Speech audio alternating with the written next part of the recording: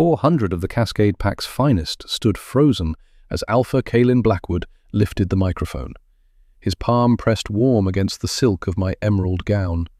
Quote, 0. His voice rolled through the ballroom like distant thunder. Quote, 1.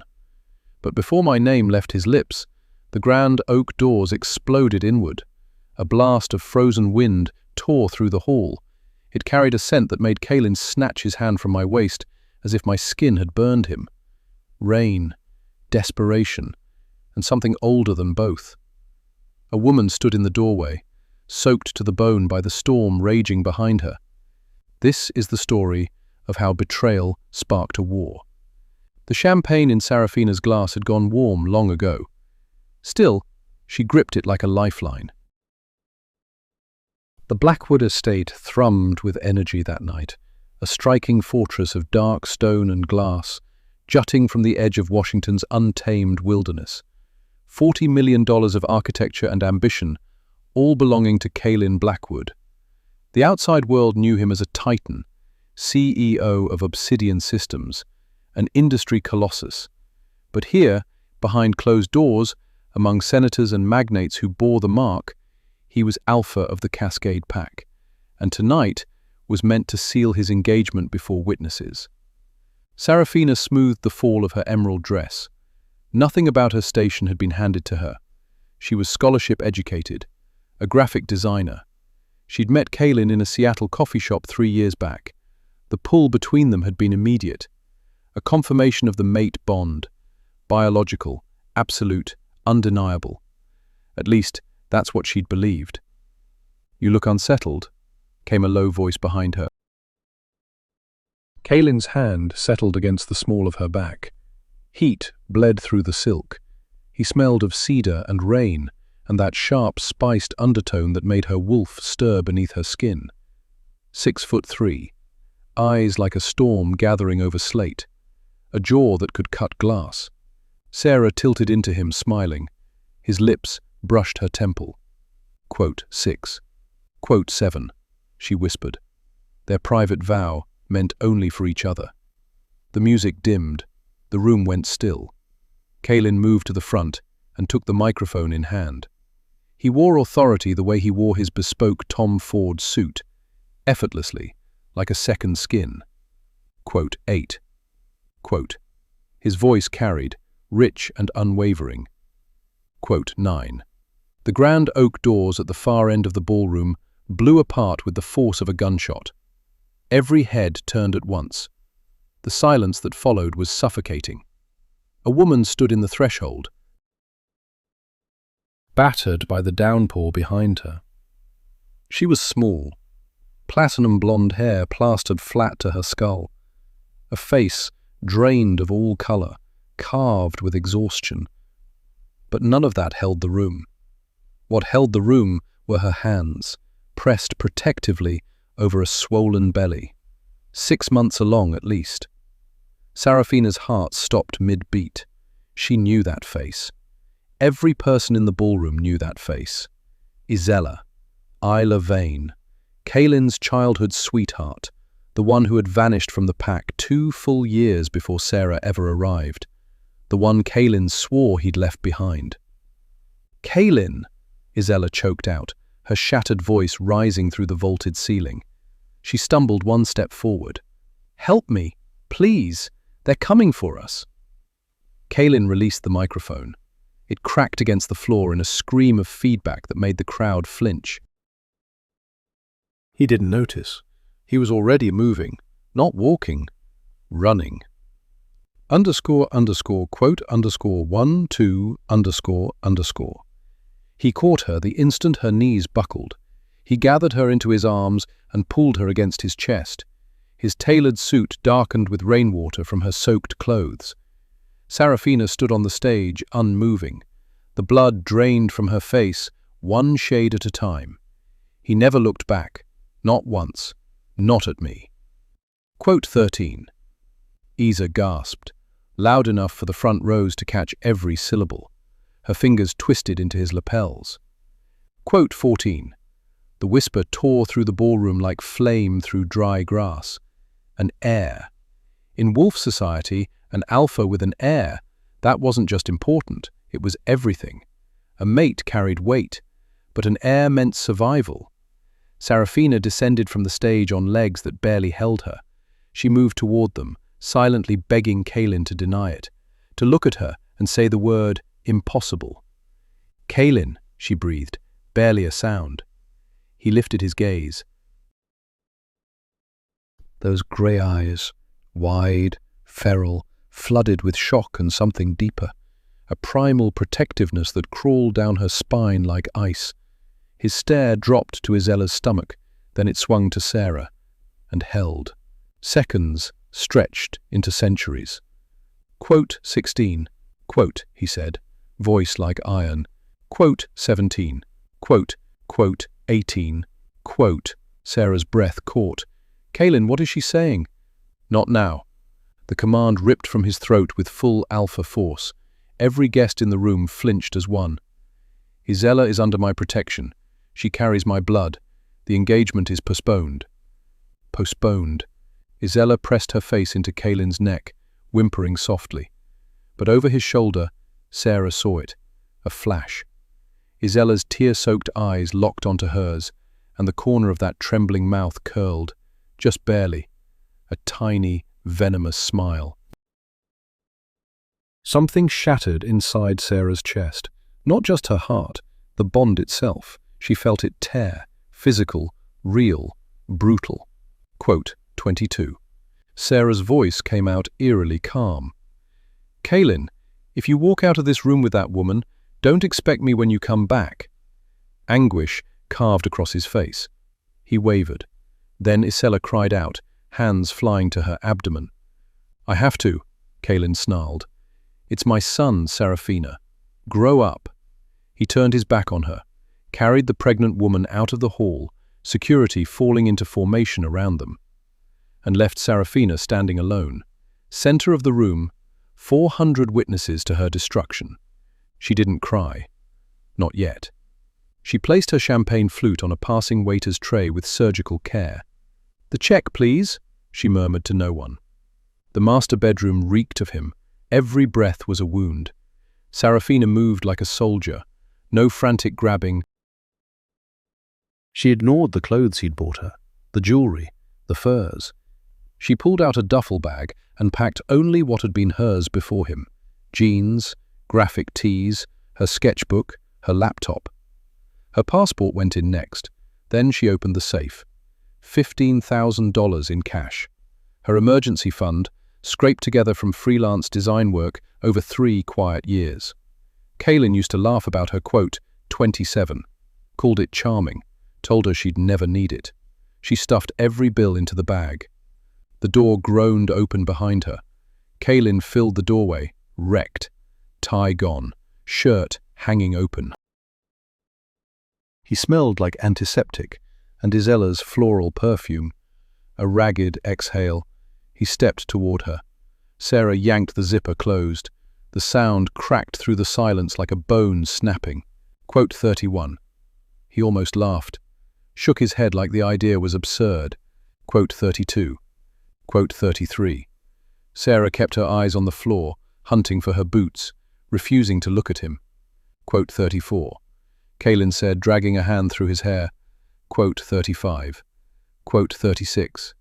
Sarah's gaze finally rose to meet his. Her eyes were bone dry, burning with a cold fire he had never seen before. "You humiliated me in front of the entire council.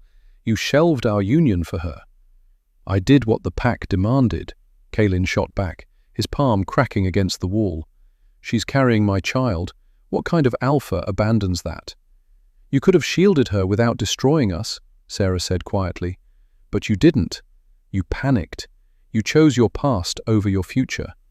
She crossed to the dresser, lifted the engagement ring, 5 carats, rare blue diamond.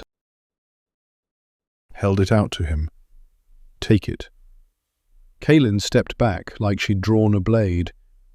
Quote 43. Quote 44. Quote, Sarah said. Her voice shook now. Quote 45. Quote. She set the ring on the dresser, a faint clink against wood. Those words landed like a hammer striking stone.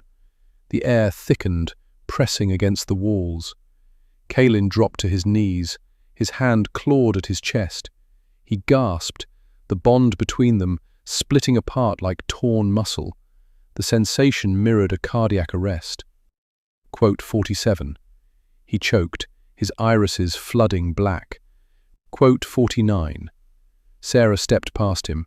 She felt it too, a hollow, grinding ache deep in her spirit, but survival drowned it out. She crossed through the doorway. Kalin tried to chase her, dragging himself toward the hall on his hands and knees, but the agony of the severed tether nailed him to the floor. He roared. Rage and raw terror fought for control of his voice. Sarah stopped at the top of the staircase. She looked back at the man she had loved beyond reason. She said. She took the stairs without hurrying, pushed through the front door, and slid into her battered Honda Civic. She did not head for the airport. Kalin would check every flight manifest. She did not run to her parents. They were gone. She pointed the car east, toward Idaho, toward the one person Kalin had no idea existed. The moment she crossed the pack's territorial line, the last filament of their bond snapped clean. She was rogue now. No pack, no protection. And for the first time in 3 years, no cage. 3 months later, the Chicago penthouse surveyed Lake Michigan from floor to ceiling. Gray water stretched to the horizon. The space was sterile, glacial, and safe. Sarafina stood at the glass, herbal tea warming her palms. Her hair was different now, a sharp bob, dyed deep chestnut. She answered to Sarah Miller. "You need to eat more," a voice called from the kitchen. Adrian Hale walked in. He was no werewolf. He was something far more dangerous in the modern world, a human forensic accountant who knew where the bodies were buried. He was also Sarah's cousin on her mother's side, a connection she had kept hidden from every wolf, every pack, every supernatural ear. "I'm not hungry," Sarah murmured. "You need fuel, especially if you're serious about launching this business." In the 90 days since her departure, Sarah had refused to break. She had poured her rage into purpose, using Adrian's network and her own eye for design. She had built a boutique branding agency. Her clients operated in the spaces between species, vampire lounges, nightcrawler haunts, neutral territory hotels. She was weaving a web of her own. __quote _57 __. Sarah asked, settling into a chair. Adrian paused. He pulled out a tablet. __quote _58 __. Sarah's pulse stuttered. "How?" "Kalin is unraveling," Adrian said flatly. "Since you left, he rules through fear. He picks fights with neighboring alphas, phantom border violations, fabricated threats. He's tearing through the state looking for you. And Isela," Adrian tapped the screen. "Now this part gets interesting." "Tell me." "She's installed in the main house, playing Luna, but people are talking." "About what?" "The baby still hasn't arrived. She insists it's a wolf pregnancy, longer gestation, natural delay. But word is Kalin won't go near her. He sleeps in his office. He has agents combing every major city." A dark satisfaction bloomed in Sarah's chest. Then dread chased it down.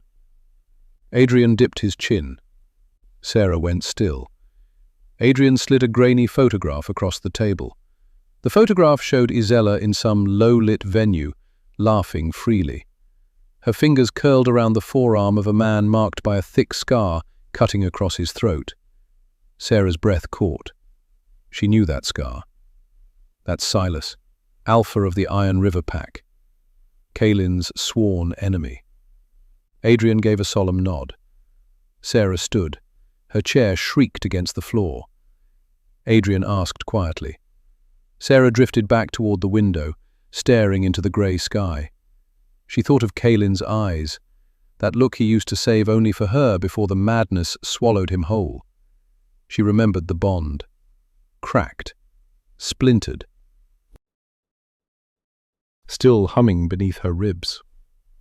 "Because," Sarah murmured, her palm pressing flat against her own stomach, she wasn't carrying a child, but the ghost of their stolen future sat heavy in her bones. She turned to face Adrian, and her expression went cold as forged iron. Adrian warned. Sarah said with a smirk, sharp, feral, borrowed from years spent among wolves. Sarah declared. Sarah pulled a garment bag from the closet. The Grand Hotel in Denver stood as neutral territory for the American wolf packs. By ancient covenant, no blood could be spilled on its marble floors. Tonight, the Winter Solstice Gala had transformed the ballroom into a glittering cage of velvet, diamonds and predators dressed in the careful costume of civility. Cailin Blackwood leaned against the bar, cradling a bourbon he hadn't tasted. He looked like a ghost haunting his own life. £20 gone in 3 months. His cheekbones jutted like blades beneath the skin. His eyes were raw-rimmed, and those once stormy grey irises had gone flat. The dull stillness of a man waiting to die. "You should at least pretend to enjoy yourself, Alpha," Isella whispered, threading her arm through his. 7 months along now, her belly sat high and round. She wore pink, every inch of her projecting sweetness and vulnerability. Cailin recoiled from her touch. "Don't tell me how to behave, Isella." "I'm only suggesting," she hissed, her gaze sweeping the room. "The other alphas are watching. They can smell the weakness on you. They know you haven't marked me. They know the mating ceremony has been postponed indefinitely. Because you refuse a DNA test until after the birth," Cailin bit out through clenched teeth, "and I won't mate until I see those results." "I told you, the test could harm the baby," Isella whimpered, forcing tears to the surface, a tactic that once worked.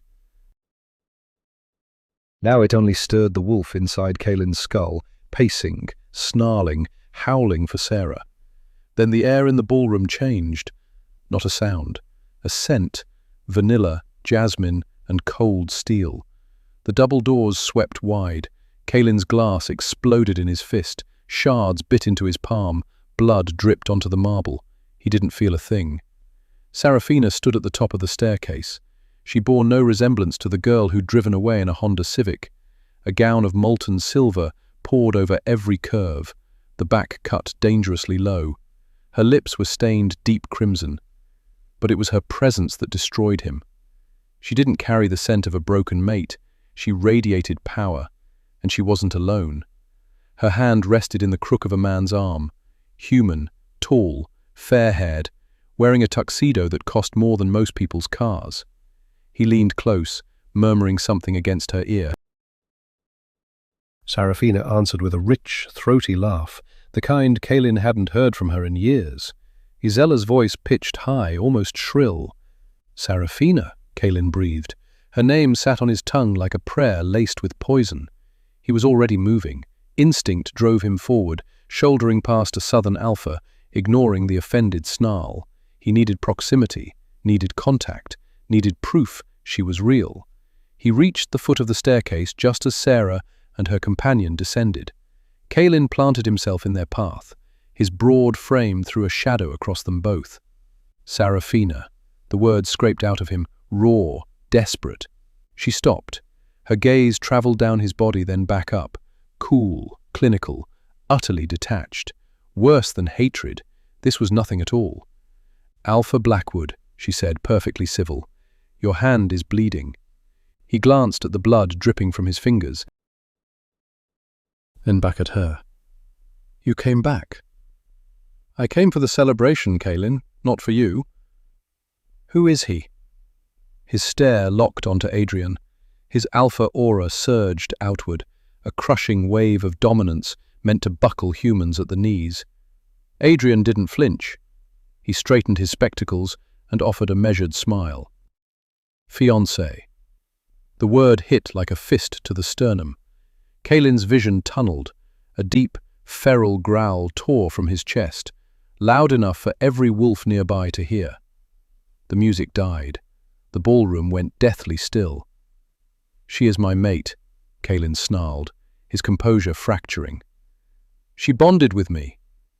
I rejected you, Sarah said, her voice cutting through the silence like a razor. She stepped closer, invading his space. Not a trace of fear. I rejected you in your own home.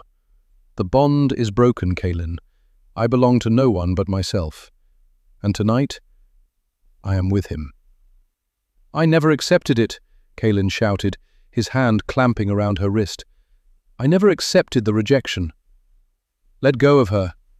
The voice rolled out from the crowd, low and guttural. Kaylin went rigid. He knew that voice.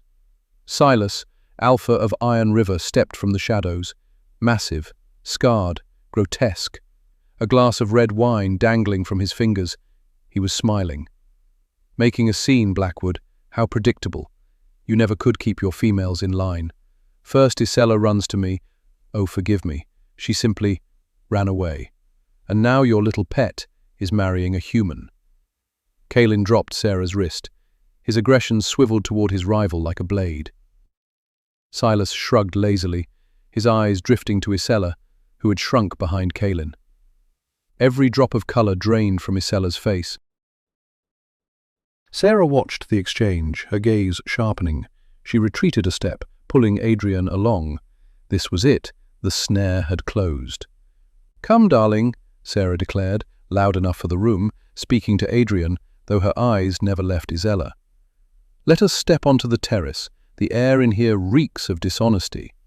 She turned and walked away, fully aware that Kaylin's gaze burned into her back, that Silas was studying Isella, and that Isella, panicked, cornered, would make her move. 20 minutes later, the winter wind on the terrace cut like glass. Sarah felt none of it. She stood pressed into the shadow of a stone pillar, her phone recording.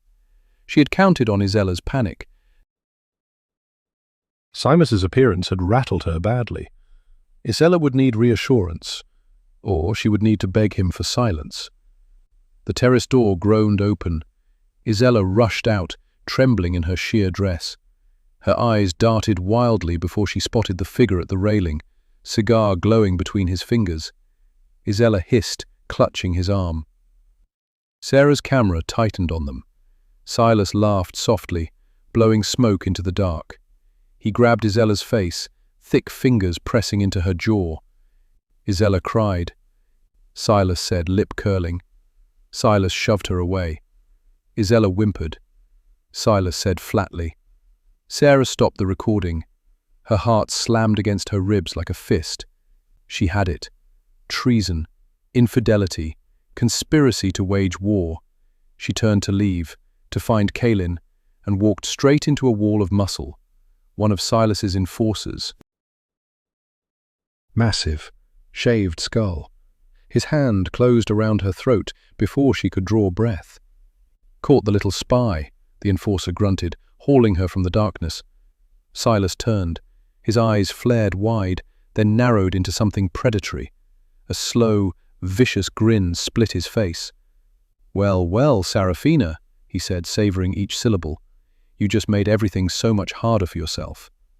"Let me go," Sarah rasped, fingers clawing at the grip, crushing her windpipe. "No," Silas laughed softly, pulling a silver dagger from inside his jacket. "Plan B, we kill the mate. Kaylin drowns in grief. We take the pack tonight." The blade rose. Boom. The terrace doors exploded inward. Kaylin wasn't a man anymore. He was mid-shift, eyes blazing neon yellow, teeth stretching into fangs. He'd followed Sarah's scent. He could smell her terror. ___quote, _133, ____. Kaylin hurled himself across the terrace and hit the enforcer holding Sarah like a freight train. One fluid motion. The man's throat. Gone. Blood sprayed across Sarah's silver gown. She dropped to the ground, choking on air. Silas snarled, bones cracking as he shifted into his massive grey wolf. He launched at Kaylin. Two alphas collided in a hurricane of fur and fangs. Inside the ballroom, guests screamed as the fight tore through the shattered doors. Pure chaos. Silas's operatives, disguised as waitstaff, drew weapons. Kaylin's security met them head-on. The gala became a battlefield. Sarah scrambled backward, fighting for her footing. She caught movement near the exit. Isela, slipping away. Not tonight. Sarah clenched her jaw, grabbed a heavy ice bucket from the nearest table, and launched it. It caught Isela behind the knees. The pregnant woman crumpled with a scream. But the real war raged at the room's center. Kaylin fought with savage fury, shredding Silas apart, but recklessly. He wasn't guarding himself. __quote _134 Sarah screamed. Silas had shifted back to human form. In his hand, a desert eagle, silver rounds. He leveled the barrel not at Kaylin, at Sarah. Silas bellowed, blood frothing from his lips. He fired. Time stretched thin. Sarah saw the muzzle flash. Her body wouldn't move. But Kaylin's did. He didn't go for Silas. He threw himself between the bullet and Sarah. The round punched into his chest with a wet, horrible thud. He staggered backward, into her arms. "No!" Sarah's scream tore from somewhere primal. Kaylin crumpled. The light in his eyes guttered instantly. Silver poison surged through his bloodstream, blackening the veins along his neck. Silas cackled, lifting the gun for a kill shot. __quote _138 ___. A throwing knife buried itself in his shoulder before he could squeeze the trigger. Adrian stood in the doorway, pale, shaking, a second blade ready. That heartbeat of distraction was enough. Marcus, Kaylin's beater, drove Silas to the ground. Cascade security swarmed the Iron River assassins. Silas, bleeding, outnumbered, smashed through a window and vanished into the night. He left Isela behind, left his own men behind. Sarah noticed none of it. She was on her knees, both palms pressed hard against the hole in Kaylin's chest. The blood ran too dark, far too dark. Quote 139, quote she ordered, tears cutting down her face. Kaylin coughed. Blood slicked his lips. One trembling hand lifted to her cheek. He whispered. The words bubbled in his throat. Quote 142, Sarah choked out. Quote 143. Quote 144. Kaylin managed. Barely a smile. Quote 145. Quote 146. His hand fell. His eyes rolled white. Quote 147. Sarah shook him. Quote 148. The medical wing of the Cascade estate pressed in like a tomb, silent, suffocating. 3 days of nothing but the sterile pulse of the heart monitor and freezing rain hammering reinforced glass. For 3 days, Sarafina had hung in limbo. No real sleep, no real food. She sat rigid in that vinyl chair beside his bed, watching Kaylin's chest rise and fall, slow, labored, barely enough. The bullet had carried a concentrated military-grade toxin engineered to rot a shifter from the inside out. Black veins webbed across his neck like cracks in shattered marble, visible proof of the poison devouring him. Only Kaylin's brutal alpha bloodline kept his heart beating. That, and maybe his sheer refusal to die while she was sitting there. On the 4th morning, the storm broke. Pale grey light crept through the glass. The monitor spiked, sharp, rapid, not panic but raw adrenaline surging through damaged veins. Sarah jerked awake from a shallow doze. Quote 149. He didn't groan, didn't flutter his eyelids. He gasped, a violent, rasping breath like a man breaking the surface of black water, and shot upright. The IV stand rattled, nearly toppling. His eyes snapped open. Grey irises swallowed almost entirely by a glowing, nuclear yellow. He didn't look like a man waking from a coma. He looked like a weapon switching on. "Kaelin!" Sarah lunged to her feet, hands hovering. "Lie down, the poison!" He ripped the IVs from his arm in one savage motion. Blood spattered the white sheets. He didn't look at the wounds. Swung his legs over the edge, bare feet striking cold tile. He swayed hard, skin the color of ash, sweat rolling down his temples. But the energy pouring off him was something else entirely. Pure, undiluted. Rage. __quote _152 ___. His voice was a ruin, low, grinding, like stones splitting underground. Sarah planted herself in front of him, pressing both palms against his burning chest.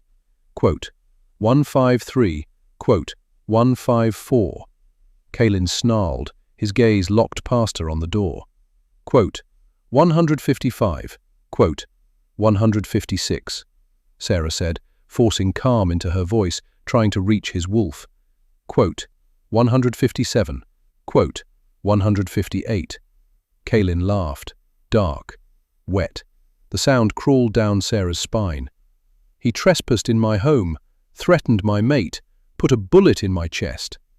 He snatched a fresh shirt from the chair where she'd left it, pulled it on with shaking hands, buttoned it over the bandages, jaw clenching as the fabric dragged across healing tissue. He didn't stop. Kaelin, if you go after him now... You'll die, Sarah begged, gripping his arm. You're weak. He went still, looked down at her hand on his arm, then up at her face.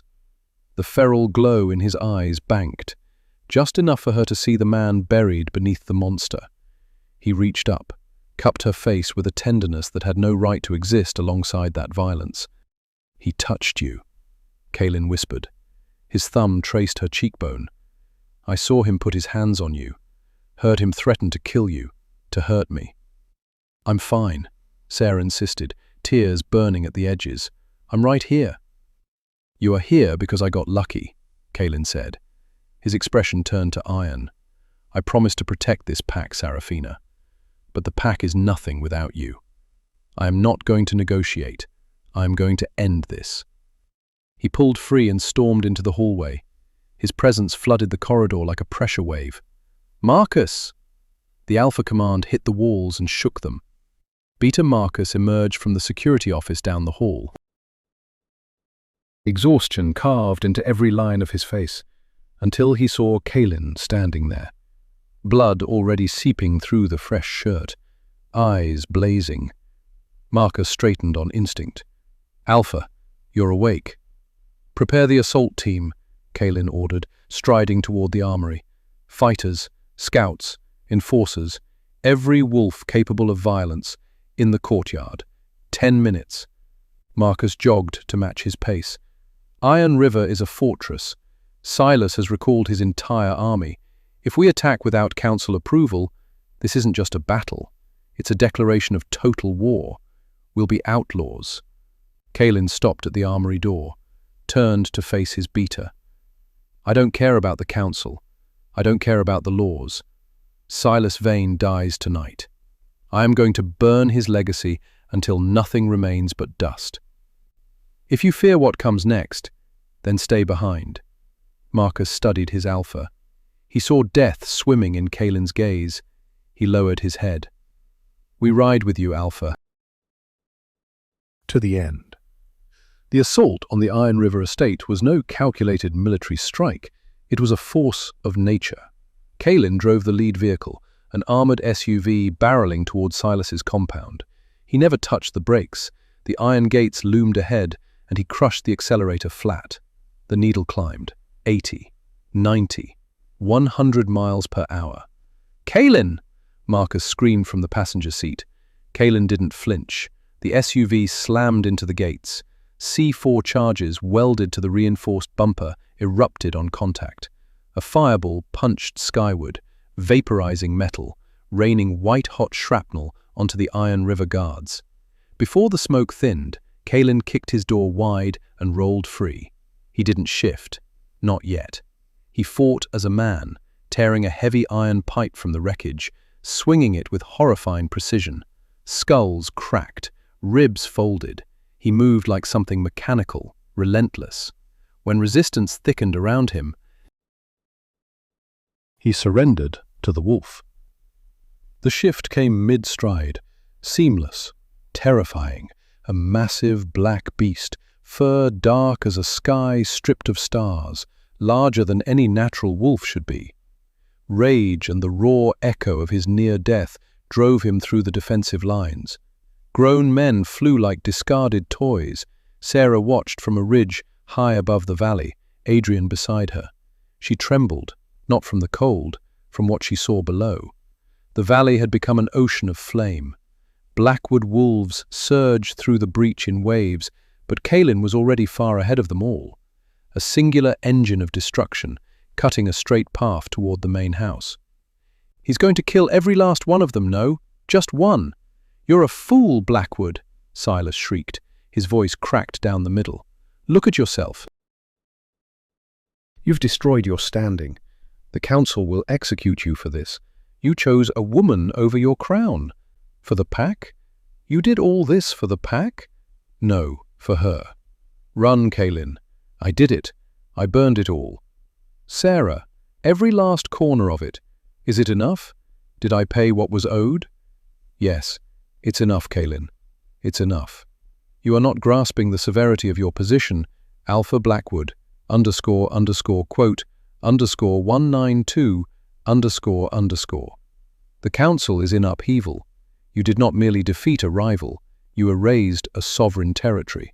You burned the Iron River estate down to bare rock. You salted the ground beneath it.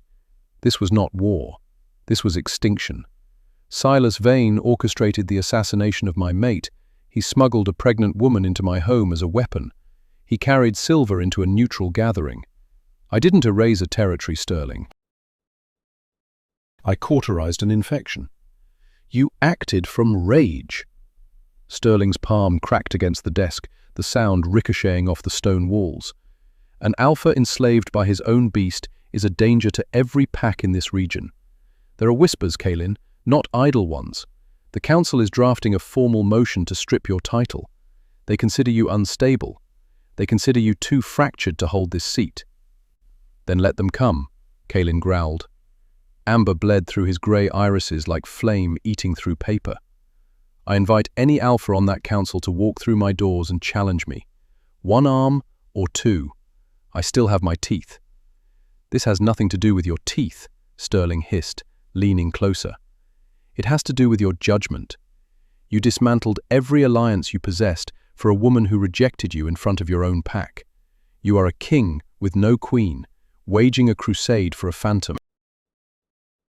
You are weak, Kaelin, because you stand alone.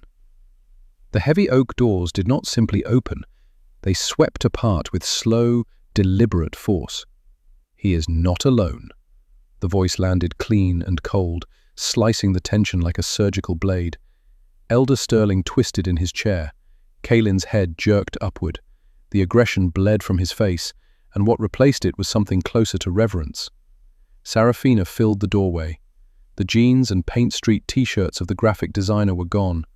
So was the terrified girl who had vanished into the rain 5 years ago. The woman standing there looked capable of purchasing the entire council and dissolving it before lunch. A tailored black power suit carved her silhouette with ruthless precision. The jacket nipped at the waist. The trousers broke cleanly over stiletto heels that struck the hardwood like punctuation marks. Her hair was pulled back, sharp, sleek, modern. Her lips wore a shade of red so deep it bordered on blood. She did not walk into that room. She stalked. She entered the room like she already owned every square inch of it, and the atmosphere bent around her presence. "Miss Hart," Sterling said, fingers fumbling at his tie, visibly rattled. "This is a closed session. Ranked wolves only. I must ask you to step outside." "I don't step outside, quote 205 A's for rank. The woman who saved your alpha's life outranks the bureaucrat who warmed a chair while we bled." Kaelin released a sound, half laugh, half groan, his taped ribs forbidding anything more. "She has a point, Sterling." Sarah turned her attention to Kaelin. This close, she could read the damage the last 2 weeks had carved into him. The grey pallor beneath his skin, the slight tremor in his hand when it wasn't gripping something solid. But his eyes were clear. The madness had burned itself out. "Is it done?" she asked, dismissing the councilman as though he'd evaporated. Kaelin understood precisely what she meant. He gave a single, solemn nod. "It's done. And negative." The child is not mine. Never was. Genetic markers match Silas Vane perfectly. And Isella? I showed her the results personally. She confessed everything. Her plan was simple: delay the test until the baby arrived. By then, Silas would have seized the pack. Whose blood the child carried wouldn't matter anymore. "Where is she now?" Sarah asked. "Exiled," Kaelin said. The word landed like a coffin lid closing. "I didn't kill her, Seraphina. She carries a child. Even if that child is the spawn of a traitor, I will not stain my hands with innocent blood. But she has been stripped of the pack name. Transport took her north an hour ago. She will exist in the bleak lands beyond the borders of any civilized pack. She will never set foot in Washington again. If she does, the standing order is shoot on sight. Now listen here. While this personal drama is indeed moving, it does not address the critical matter of the Alpha's standing. The Council requires firm assurance of stability. We need certainty this pack will not fracture. Kaelin rose slowly to his feet. A wince escaped him, wounds screaming in protest, but he drew himself to full height, ignoring the elder entirely. His body turned towards Sarah. "The Council wants stability," Kaelin said, his voice thick with something deeper than authority. "Then they should look at her." His hand slid into his pocket. The tremor there was not weakness, it was fear. He drew out the ring, the 5-carat blue diamond Sarah had abandoned on the dresser the night she rejected him. Winter light caught its facets through the window, shattering into a constellation of tiny, brilliant reflections. "Sterling called me a king without a queen," Kaelin said softly, his gaze locked on Sarah alone. He was right. "For 5 years I have ruled a kingdom of dust. I made a mistake, Sarah, the kind that weighs on a man until his last breath. I believed loyalty meant preserving what existed. I thought because I had history with Isella, I owed her protection, even at your expense." He moved one step closer, then another. Cedar and rain filled her senses, his scent wrapping around her like a claim. "I was wrong," he whispered. "Duty is not about guarding the past. It is about building the future. And you are the only future I have ever wanted. I burned a kingdom to the ground to keep you safe. I'd burn every corner of this earth to ash if you asked me to. But I'm done being the Alpha of ruins. I want to build something real." He held the ring out toward her. "I'm not fool enough to expect forgiveness today," Kaelin said, his voice fracturing on the last word. "I know what I broke. I know I shamed you in front of everyone. But I'm begging you, Seraphina. Let me fix this. Be my partner. Be my equal. Be my Luna." Silence swallowed the room whole. Elder Sterling stood frozen, jaw hanging loose, watching the most feared Alpha in Cascade kneel beneath the weight of his own remorse. Sarah's gaze dropped to the ring. It was stunning. It was a vow made solid, but memory cut deeper than any diamond. She remembered the rain, the bite of rejection, the exact sound her heart made when it split apart. She searched Kaelin's face, the raw desperation, the tenderness, the guilt carved into every line. She loved him. That love had never died. Not through the hatred, not through the distance, not once. But she wasn't the same woman who had walked away. She'd built a life from nothing. She'd survived the loneliness on her own terms. She didn't need him anymore. And that, precisely that, was why she could choose him. Her hand reached out. She took the ring from his fingers. Kaelin's breath stopped. Hope flared behind his eyes like the first crack of sunrise. But Sarah didn't slide it onto her finger. She placed it on the polished mahogany desk, right between them. Metal struck wood with a sharp, deliberate click. "I won't be wearing this. Not yet," Sarah said, her voice steady as stone. Kaylin's shoulders sagged, the light in his expression guttered. __quote _229 no. She stopped him with a raised palm. __quote _230 She leaned closer. Her face hovered inches from his. Quote, 231, she whispered, soft enough that only he and the straining elder could catch it. Quote, 232. Quote, 233. Kaylin pressed, his stare unwavering. Quote, 234, Sarah offered. A smirk played on her lips, half playful, half razor-edged. Quote, 235. Kaylin held her gaze. Slowly, a grin broke across his face. The first real smile she'd seen from him in years. It stripped away the hardness, made him look younger. Lighter.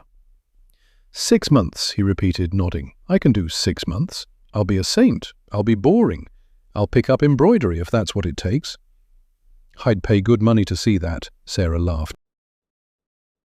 She turned toward Elder Sterling, who looked completely lost in the wreckage of this exchange.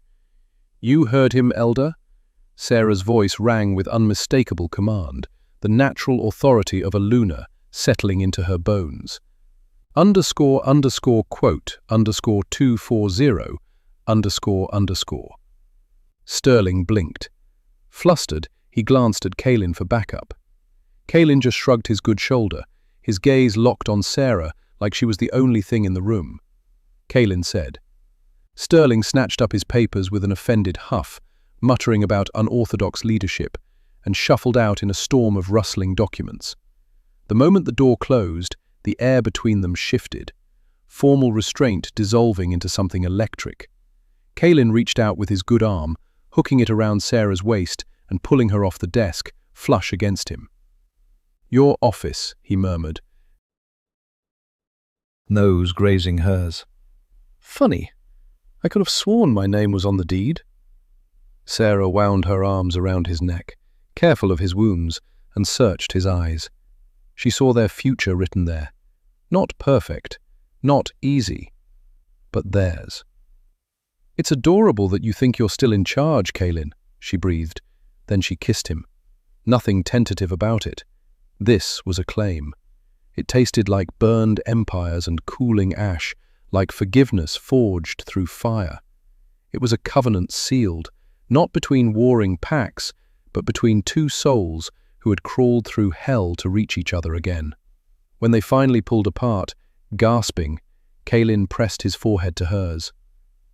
I told you, Sarah whispered, her fingertips tracing the line of his jaw. I'm not just a designer anymore. I'm the one who decides whether the king keeps his throne. Kaylin laughed, deep, rumbling, born somewhere behind his ribs. Long live the Queen. Beyond the windows, snow kept falling, burying everything that came before.